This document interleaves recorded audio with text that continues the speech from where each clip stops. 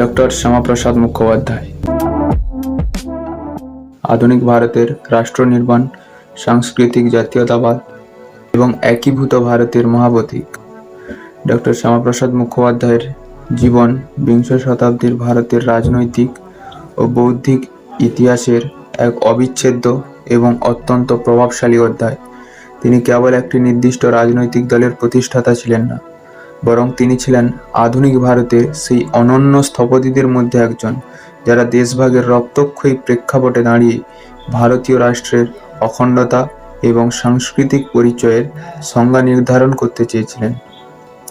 1901 সালের 6ই জুলাই কলকাতায় জন্মগ্রহণ করা এই মনীষী তার 52 বছরের সংক্ষিপ্ত জীবনে একাধারে মেধার চর্চা এবং শিক্ষাক্ষেত্রে বৈপ্লবিক পরিবর্তন এনেছেন এবং স্বাধীন ভারতের প্রথম শিল্পমন্ত্রী হিসেবে দেশের অর্থনীতির ভিত্তিপ্রস্তর স্থাপন করেছেন। তার রাজনৈতিক জীবন মূলত একটি নিরন্তর সংগ্রাম, প্রথমত ব্রিটিশ প্রশাসনের বিরুদ্ধে, দ্বিতীয়ত দেশভাগের চক্রান্তের বিরুদ্ধে এবং পরিশেষে স্বাধীন ভারতে একদেশমুখী শাসনের বিকেন্দ্রীকরণ বিরুদ্ধে। তার জীবনের প্রতিটি পর্যায়ে একজন তরুণ আইনজীবী থেকে শুরু করে কলকাতা বিশ্ববিদ্যালয়ের কনিষ্ঠতম উপাচার্য হওয়া এবং পরবর্তীতে কেন্দ্রীয় মন্ত্রিসভা থেকে পদত্যাগ করে ভারতীয় জনসংঘের প্রতিষ্ঠা, সবই পরিচালিত হয়েছিল এক সুদৃঢ় আদর্শিক দৃঢ়তা দ্বারা। শিক্ষাক্ষেত্রে বৈপ্লবিক রূপান্তর। কলকাতা বিশ্ববিদ্যালয়ের কনিষ্ঠতম উপাচার্য শ্যামাপ্রসাদ মুখোপাধ্যায় বিশ্বাস করতেন যে শিক্ষা হতে হবে আত্মপরিচয় এবং চরিত্র গঠনের মূল মাধ্যম। 1934 সালে মাত্র 33 বছর বয়সে তিনি যখন কলকাতা বিশ্ববিদ্যালয়ের উপাচার্য নিযুক্ত হন, তখন তিনি ছিলেন বিশ্বের অন্যতম কনিষ্ঠ উপাচার্য। তার 4 বছরের কার্যকাল ছিল কলকাতা বিশ্ববিদ্যালয়ের ইতিহাসে এক স্বর্ণযুগ, 1934 থেকে 1938 সাল। তিনি তার পিতার অসমাপ্ত কাজগুলোকে এগিয়ে নিয়ে যান এবং আধুনিক বৈজ্ঞানিক দৃষ্টিভঙ্গির সঙ্গে ভারতীয় সংস্কৃতির মেলবন্ধন ঘটান।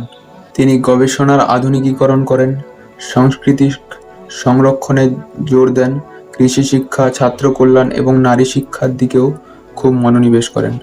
রাজনীতিতে পদার্পণ, একাডেমিক নির্জনতা থেকে গণসংগ্রামের আঙিনায়। শ্যামাপ্রসাদ মুখোপাধ্যায়ের রাজনীতিতে প্রবেশ ছিল মূলত পরিস্থিতির চাপে এবং বাংলার হিন্দু সমাজের অস্তিত্ব রক্ষার তাগিদে।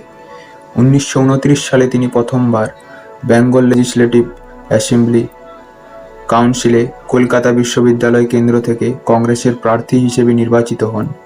তবে 1930 সালে যখন কংগ্রেস আইনসভা বয়কট করে, তখন তিনি দলের নির্দেশে পদত্যাগ করেন, কিন্তু বিশ্ববিদ্যালয়ের স্বার্থ রক্ষায় তিনি স্বতন্ত্র প্রার্থী হিসেবে পুনরায় নির্বাচিত হন এবং আইনসভায় নিজের মেধার স্বাক্ষর রাখেন। 1930-এর দশকে বাংলার রাজনীতিতে সাম্প্রদায়িকতার কালো ছায়া ঘনিয়ে আসতে থাকে। 1932 সালের সাম্প্রদায়িক বাঁটোয়ারা নীতির ফলে হিন্দুরা আইনসভায় রাজনৈতিকভাবে গুরুত্বহীন হয়ে পড়ে। ডক্টর মুখোপাধ্যায় লক্ষ্য করেন যে কংগ্রেসের জাতীয় নেতৃত্ব বাংলার হিন্দুদের স্বার্থ রক্ষায় এক প্রকার উদাসীন এবং তাদের তোষণ নীতি মুসলিম লীগের সাম্প্রদায়িক এজেন্ডাকে আরও শক্তিশালী করছে।